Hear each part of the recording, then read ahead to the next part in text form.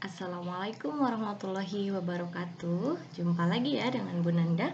Hari ini kita akan sama-sama membahas mengenai sudut-sudut berelasi dalam trigonometri, yaitu sudut-sudut di berbagai kuadran, mulai dari kuadran 1, 2, 3, dan 4. Begitu ya. Oke, sebelum belajar, marilah kita sama-sama mulai dengan membaca basmalah. Bismillahirrahmanirrahim.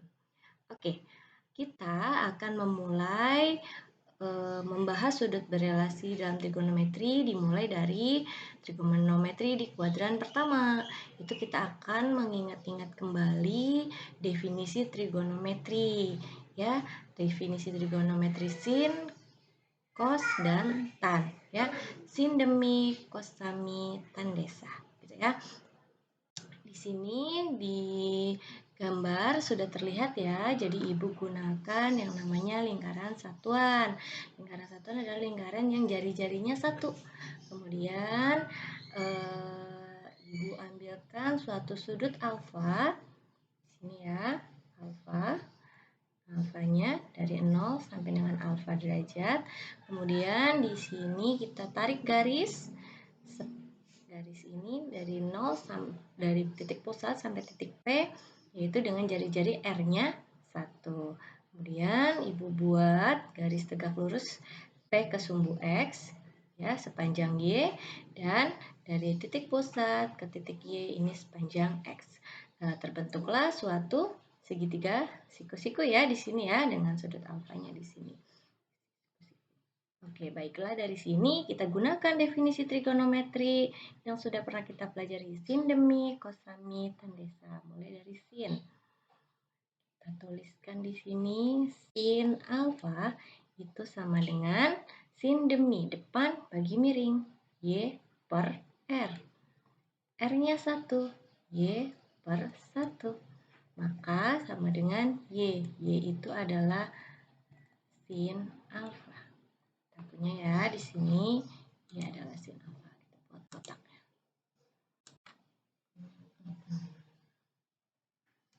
Y sin alfa. Oke, kita dapatkan nih.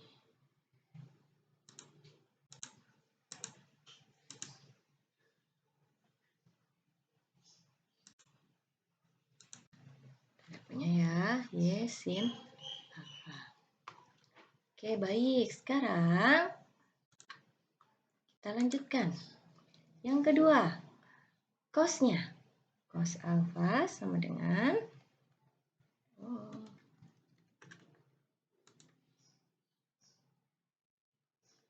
cos alfa sama dengan sami. Cos sami, sampingnya adalah X. Miringnya adalah R. X per R. X per 1. Sama dengan cos alfa sama dengan X. X itu adalah cos alfa. Kita kotakin lagi.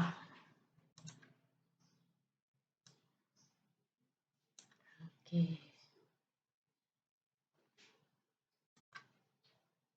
Selanjutnya, nilai tangannya.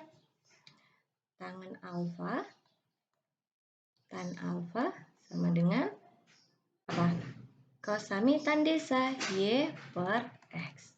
Atau kita boleh sebutkan Y-nya adalah sin alfa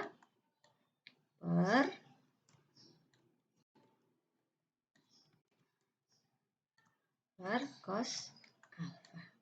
Ya, kita punya lagi, kita kotakin lagi. Nah, oke. Jadi di kuadran pertama kita dapatkan ya nilai Y itu sama dengan sin alfa, X itu sama dengan cos alfa ya. Kemudian tangan alfa adalah sin per cos, sin alfa per cos alfa. Nah, kita boleh tuliskan nih di sini di koordinat titik P, X, Y kita tuliskan P sin alfa, cos dulu ya, X-nya itu cos alfa, sin alfa. Jadi kita punya nih koordinat titik Px, Y, ya, koordinatnya adalah ini. Koordinatnya adalah cos alfa, sin alfa. Ya. Nah, jadi kita tahu bahwa sudut-sudut di kuadran pertama itu antara 0 derajat sampai dengan 90 derajat ya. Kita sebutkan bahwa di kuadran pertama adalah sudut alfa. Sudut di kuadran pertama. Alfa adalah sudut di kuadran pertama. Nah, kemudian kita dapat nih ya, kita pegang, kita tuliskan P itu adalah cos alfa, sin alfa. Sekarang kita beralih ke kuadran kedua. Kuadran kedua di mana sudut-sudut di kuadran kedua itu antara 90 derajat sampai dengan 180 derajat ya. Nah, kita akan menggunakan yang sudah kita dapatkan di kuadran pertama ini ke kuadran kedua ya. Namanya juga berelasi, merelasikan atau menggunakan yang kita dapatkan di kuadran pertama. Caranya yang pertama adalah buat dulu garis R yang dicerminkan terhadap sumbu Y. Garis R yang dicerminkan terhadap sumbu Y. Kita buat dari sini kira-kira gini ya, kira-kira gini. Terlalu besar garisnya, kita kurangin. Oke, kira-kira begini. Kemudian, nah ini R. R. R-nya sama ya, ini R ya. R sama dengan 1. Ini R sama dengan 1 juga. Nah, kalau kita tadi sudah punya alfa di sini, ini adalah pencerminannya tadi, sudut alfa juga. Maka sekarang yang ingin Ibu tanyakan adalah, berapa sih besar sudut ini? Nah, kalau di sini kita tahu di sini adalah alfa, maka sudut dari sumbu X positif sampai dengan R yang ini berapa? Dia adalah 180 derajat dikurangi alfa. Maka sudut-sudut yang ada di kuadran kedua kita sebut sebagai sudut 180 derajat dikurangi alfa. Ini adalah sudut di kuadran kedua. Ya. Nah, kalau tadi kita sudah punya koordinat titik di sini adalah Px, Y. Nah, bagaimana dengan koordinat titik di sini? Kita coba buat garisnya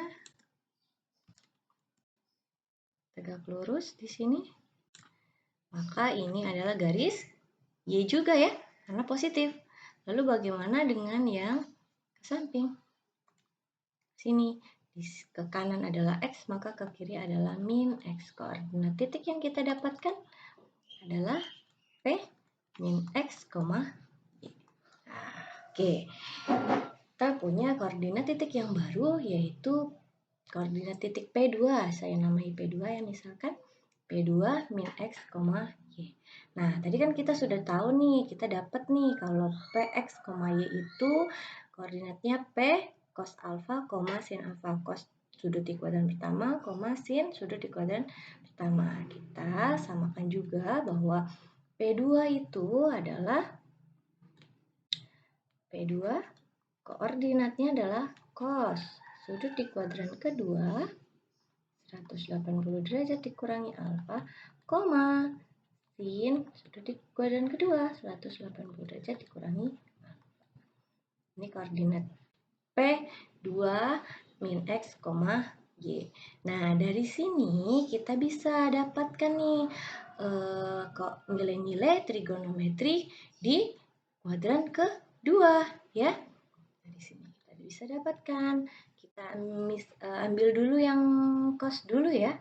Kita ambil dulu yang cos. Kita tahu nih, cos 180 derajat dikurangi alfa itu sama dengan min X. Tulis saja di sini bahwa cos 180 derajat dikurangi alfa sama dengan min X.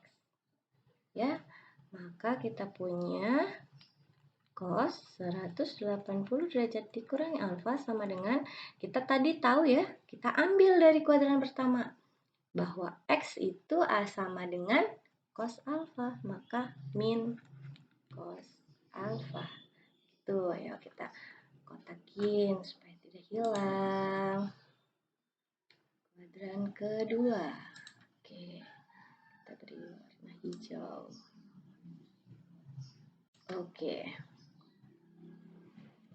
Sekarang kita lanjutkan. Tadi berarti nilai kosinus di kuadran kedua nilainya adalah negatif cos alfa. Negatif ya nilainya ya.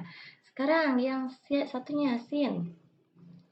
Sin 180 derajat min alfa itu sama dengan apa ini? Y ya. Nah, kita tulis lagi. Sin 180 derajat min alfa sama dengan Y itu apa? Ambil dari kuadran pertama. Sin alfa. Oke. Kita dapatkan yang kedua nilai trigonometri. Yang kedua yaitu sin 180 derajat min alfa itu sama dengan sin alfa. Oh, nilainya positif nih ternyata. Oke. Sekarang tangannya. Tan 180 derajat min alfa sama dengan tangan itu Y per X ya. Y per min X. Oke. Tan 180 derajat min alfa sama dengan ini kan berarti apa? Sin alfa per min cos alfa ya. Sin alfa per cos alfa kalian tahu itu tangen alfa. Kalau ada negatifnya berarti di sini min tan alfa. Kita dapatkan yang ketiga tangannya. Tangan di kuadran kedua 180 derajat min alfa itu sama dengan min tangen alfa. Gitu ya, jadi kita tahu nih nilai-nilai trigonometri di kuadran pertama semuanya positif. Sin alfa, cos alfa, dengan tangen alfanya semua positif. Kemudian untuk di kuadran kedua, nilai sin alfanya positif, cos alfanya cos sudutnya adalah negatif, dan cos sudut di kuadran kedua juga tangan sudut di kuadran kedua juga negatif. Dapatnya dari situ ya. Nah, kita ambilkan contoh. Maksudnya bagaimana sih positif dan negatifnya dan berelasinya itu bagaimana? Kita ambilkan contoh ya. Kita scroll. Oke, kalian nanti bisa unduh LKPD-nya ya, nanti Ibu share juga untuk kalian. Jadi kalian tinggal tulis sesuai kotakan kuadrannya, gitu ya. Oke, kita contohnya tuliskan di lembaran lain. Oke, sini ya kita ambilkan contoh.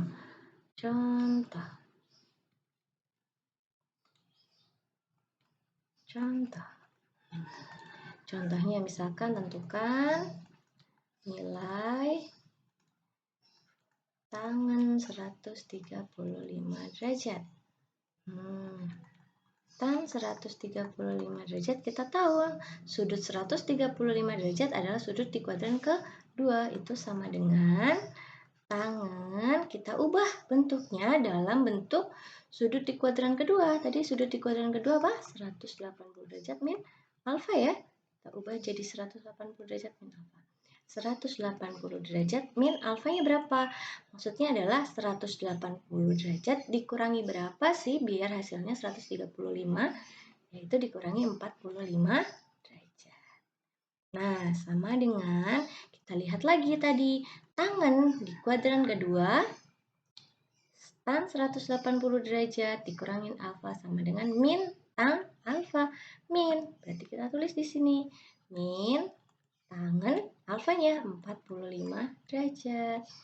Sama dengan kita tahu, kita cari berapa nilai tangan 45? Tangan 45 adalah 1, berarti min 1. Berarti nilai tangan 135 derajat adalah min 1.